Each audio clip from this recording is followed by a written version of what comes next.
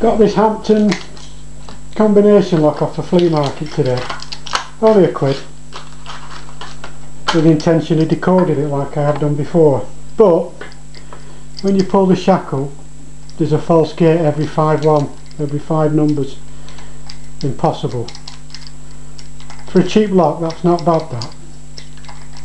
So, got to think of another way. Another way.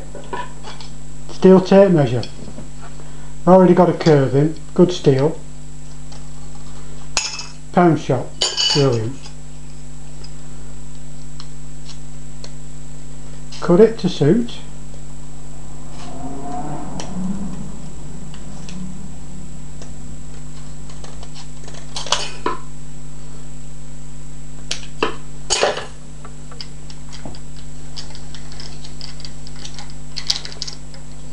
See if we can get this to pop.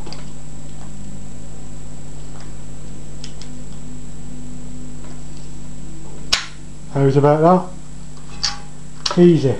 Tape measure, combination lock, bypassed.